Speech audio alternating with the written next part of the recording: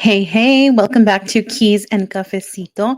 I'm your host, Anna Franklin, realtor, cafecito enthusiast, and your guide through this wild and wonderful world of buying your first home. Today, we are spilling some real estate tea.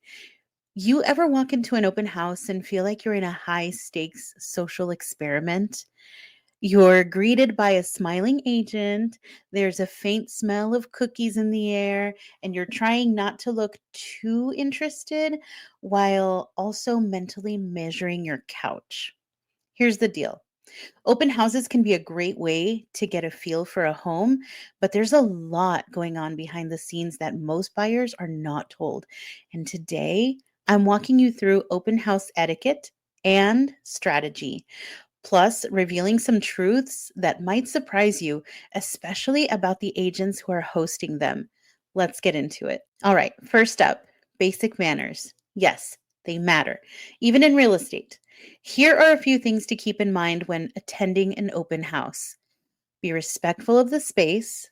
You are in someone's home, even if it's staged to look like a West Elm catalog. Try not to open every drawer and linger in the primary closet whispering about the tile. Keep it classy. Sign in, but be mindful. Most open house agents will ask you to sign in, and it's fine to do so. But just know that this doesn't mean that you're signing your life away. You can write represented by an agent and jot down your buyer's agent information so they know that you are not a lead. But keep in mind, you will most likely still receive calls from those agents who hosted that open house if you give your real information. Keep conversations polite but minimal.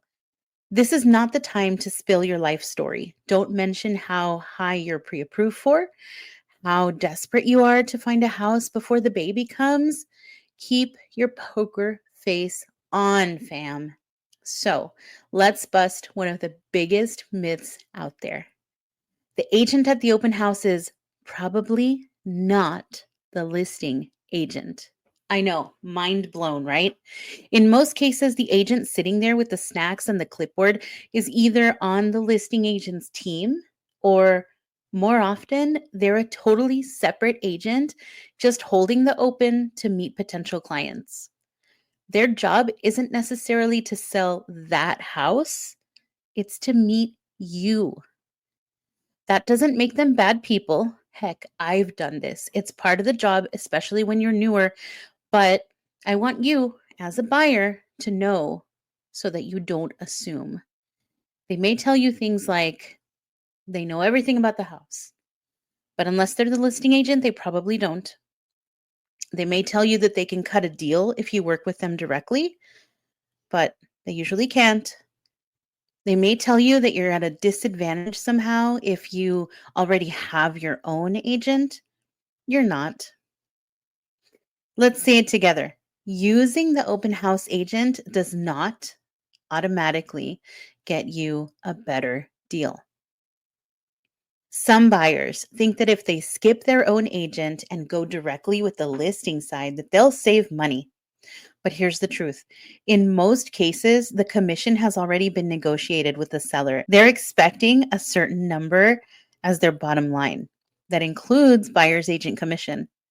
The listing agent simply keeps both sides if you go unrepresented. That means you're now in a dual agency situation, which has legal limits on how much that agent can advocate for you. You have no one negotiating purely on your behalf. You're missing out on guidance that protects you, not just the deal.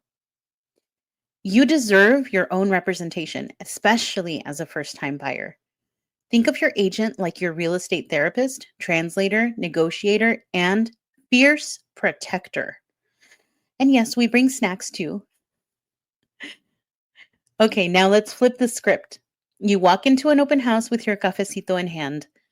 What's the smart way to approach it?